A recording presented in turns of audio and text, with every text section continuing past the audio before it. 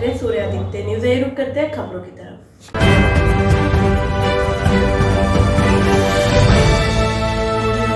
देवरिया में हुए 6 लोगों की निर्मम हत्या के पीड़ितों से मिलने देवरिया पहुंचे सपा प्रमुख अखिलेश यादव। उन्होंने पत्रकारों से बात करते हुए प्रदेश सरकार के अपराध के प्रति जीरो टॉलरेंस नीति पर सवाल उठाया कि आप लोगों ने लगातार घटना के बारे में समय समय पर जानकारियां दी। देवरिया कांड शासन प्रशासन और न्याय के लिहाज से बहुत ही महत्वपूर्ण है और जिस तरह की घटना हुई है हम सभी लोग मिलकर के उस घटना का निंदा करते हैं। ऐसी दर्दनाक घटना उत्तर प्रदेश में देखने को नहीं मिली। इधर ऐसी घटनाएं नहीं हुई थी कि जहां पर इस तरह का घटनाक्रम हो कि लोगों की एक साथ इतने लोगों की जान चली जाए। जिस समय घटना हुई उसके बाद सभी चैनल टीवी और सबने जानकारी देना शुरू कर दिया। मुझे याद है मैंने डिस्ट्रिक्ट मजिस्ट्रेट का वो बयान सुना जिसमें यहाँ के डिस्ट्रिक्ट मजिस्ट्रेट ने कहा कि घटना के बाद रिटेलिएशन में दूसरी घटना हुई है। तो ये विषय शासन प्रशासन और न्याय के लिए महत्वपूर्ण इसलिए बनता है कि अभी तक सरकार जो जीरो टॉलरेंस की बात करती थी, घटना पहली कैसे हुई उसकी भी सच्चाई अभी तक सामने नहीं ला पाए। प्रेम यादव का मरना, उन्हें घर बुलाना, उसके बाद किसी धारदार हथियार से जान ले लेना, उसके बाद आसपास के क्षेत्र पे ये सूचना मिल जाना कि उनकी जान चली गई, लोग गए और उसके बाद ये घटना हुई। मैं मौके पे घटना में पहुंचा हूं, देखा है मैंने उस परिवार के रहने का और उस परिवार में जो घर बना वो मैं देख करके आया हूं। वो घर और ये घर जहां प्रेम यादव थे दूर था। आखिरकार किन परिस्थितियों में वहां जाना पड़ा उन्हें, क्या वजह थी कि सुबह ही सुबह वो मौके पे चले गए। अगर किसी की नियत मंशा ये थी कि उसे हमला करना है या उसकी नियत और मंशा ये होती कि उस पर हमला होगा तो वो तैयारी से जाता किसी भरोसे के साथ और अपनी मोटरसाइकिल से यहाँ से वहाँ प्रेम यादव पहुँचे। उसके बाद उनकी जान ले ली गई। मैं यही कहना चाहता हूँ इस मौके पर, मुख्यमंत्री जी का गृह जनपद है, मंडल मत बोलिए क्योंकि दूसरा जिला बगल का जिला भी घर मानते हैं। देवरिया, गोरखपुर, कुशीनगर, महाराजगंज वो अपने आप को दावा करते हैं कि वो घर है उनका और जनता ने वोट भी दिया उन्हें। लेकिन जीरो टॉलरेंस वाले लोग इस तरह की भेदभाव फैलाएंगे, इस तरह की घटना होने देंगे और फिर उसका राजनीतिक लाभ लेना चाहेंगे आप। ये जितनी भी तस्वीरें आई हैं जो बीजेपी के नेताओं की आई हैं, तस्वीरें मैंने देखी हैं और लोगों ने चर्चा की उन तस्वीरों को देख करके। बीजेपी के लोग घटना से राजनीतिक लाभ लेना चाहते हैं।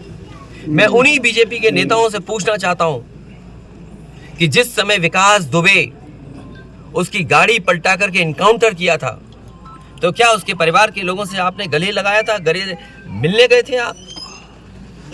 और याद कीजिए वो जगह कानपुर देहात की जहां एक पिता के सामने उसकी पत्नी और उसकी बेटी की जान ले ली बुलडोजर ने आग लगा करके। क्या ये बीजेपी के लोग उनके परिवार के लोगों से गला मिलाए लगे थे जाकर के?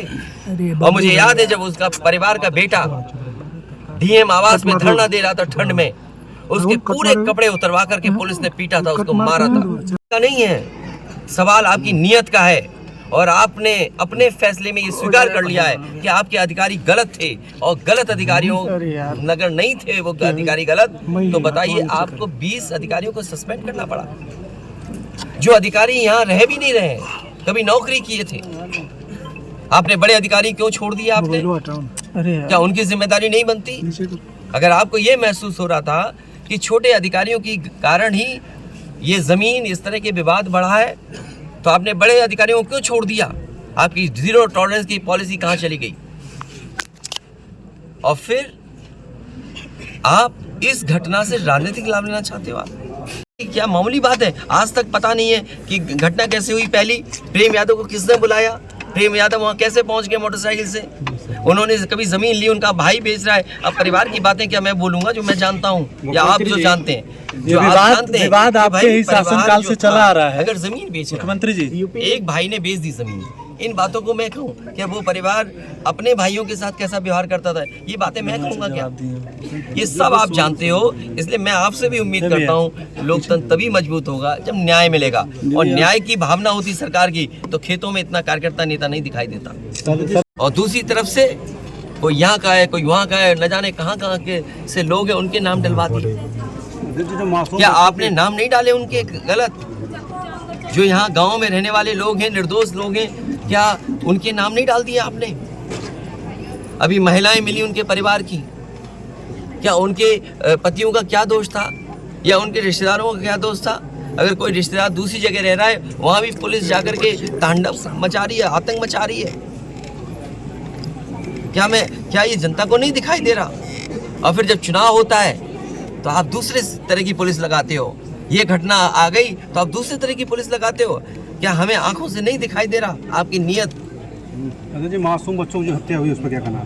जो भीड़, वो घटना भी नहीं भूलेंगे। अरे यार, कि जहाँ पे एक आईपीएस ने एक ब्राह्मण परिवार की जान ले ली थी। आईपीएस उत्तर प्रदेश नहीं रह पा रहा था, भगोड़ा बन गया था, अंततः उसको जेल जाना पड़ा। तो बीजेपी के लोगों से मेरी यही सलाह है, बहुत छोटे लोग हैं, किसी के दुख में चश्मा लगा करके तुम दुख प्रकट करना चाहते हो? इससे ज्यादा घटिया काम राजनीति में कोई नहीं कर सकता। ये वो लोग हैं जो घटना में राजनीतिक लाभ लेना चाहते हैं। मैं तो कहता हूं अगर ये निष्पक्ष हैं और जीरो टॉलरेंस इनके मन में है अगर, तो दोनों परिवारों की मदद करें। और भेदभाव नहीं होना चाहिए। आप बुलडोजर से इस घर को डराना चाहते हैं। क्या बुलडोजर चलेगा? ये जनता रोक देगी बुलडोजर को। सरकारी जमीनों पर कब्जे। सवाल ये नहीं है, सवाल ये नहीं है। एक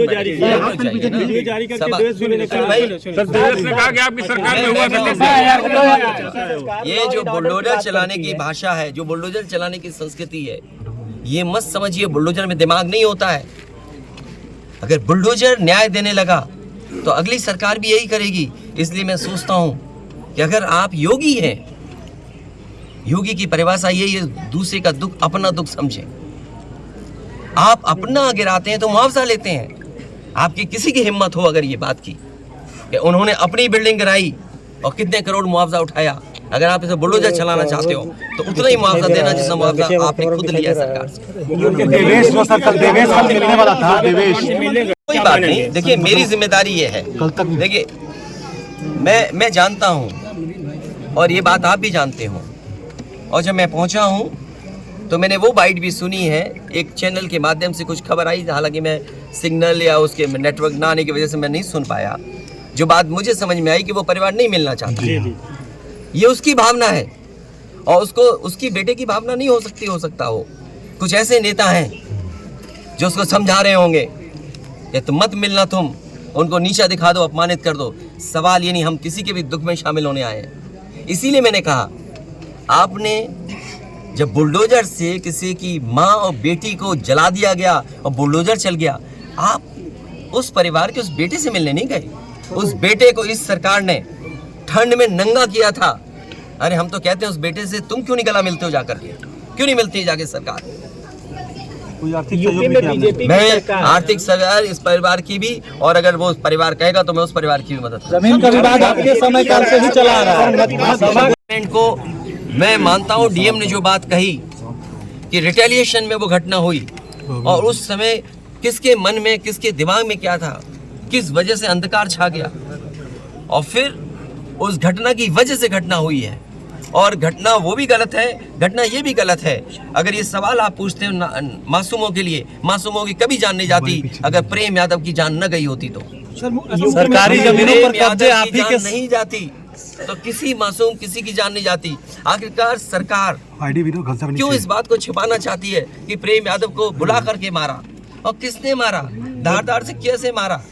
और यही नहीं आप बताइए, सुल्तानपुर में क्या एक ब्राह्मण डॉक्टर को ड्रिल से नहीं मार दिया? ड्रिल से क्या ड्रिल से नहीं मारा? क्या उनके परिवार के बच्चों को आपने गले लगाया? क्या उनके परिवार के सदस्य अस्पताल मिलने गए? क्या आपने सोशल मीडिया के लिए वो तस्वीरें खिंचवाई कि उनसे गले मिलते हुए तस्वीर खिंचा लें? मैं जानता हूँ दुख किसी के जाने का, किसी के खोने का। आज हम जरूर इस परिवार के साथ हैं या और लोग हैं, लेकिन जब वो अकेले बैठेंगे कभी याद आएगी उनके परिवार के सदस्य की, तो उन पर क्या गुजरेगी सोचिए आप।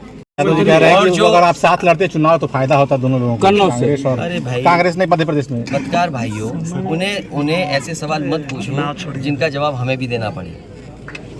और जो बात आप कह रहे हो ना कांग्रेस की और सरकार की और जाने क्या क्या, किस नेता ने कहा? किस नेता ने कहा? कांग्रेस ने किस नेता ने कहा है? सर कांग्रेस के किस नेता ने कहा? कांग्रेस के एक मिनट जाइए, किस नेता ने कहा? नाम बताओ ना सर।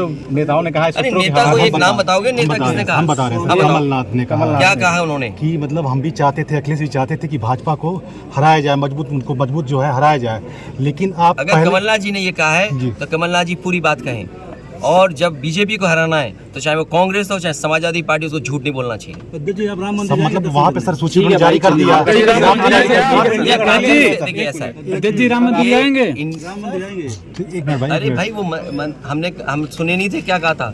हम भी अपने मंदिर बना रहे हैं, हमारे मंदिर में भी आना। तो सर जो हमसे सवाल पूछ रहा है नाम बता दे देना, अगर उसमें आप बुलाए जाओगे तो आपको बुलाए ना बुलाए वो लोग, मैं आपको अपने मंदिर बुलाऊंगा। हाँ तो सर ये वाला जो बात था, मैं आपसे कह रहा हूँ, आप पत्रकार साथी नहीं, कोई इंडिया गठबंधन में है सर। ये परिवार अगर पढ़ेगा लिखेगा, जो पढ़ाई करना चाहेगा, जो मदद कहेगा मैं करूंगा मदद। यूपी में इंडिया गठबंधन में इस परिवार की हम मदद करेंगे।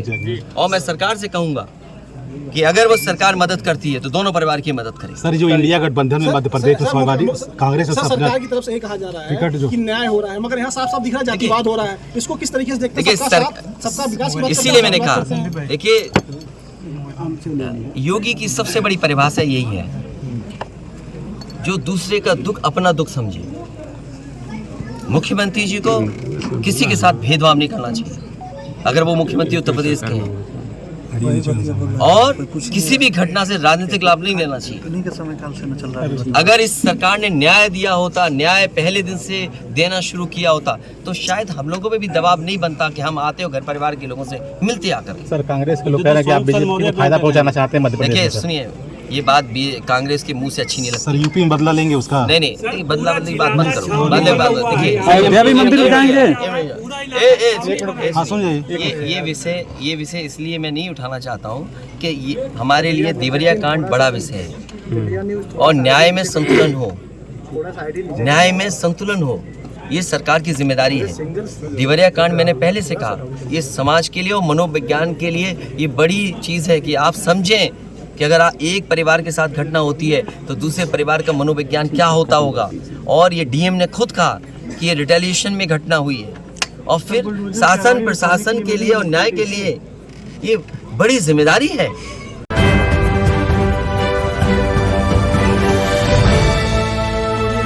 आज के लिए खबरों में बस इतना ही। कल फिर होगी आपसे मुलाकात। हमारे चैनल को लाइक शेयर और सब्सक्राइब करें। नमस्कार।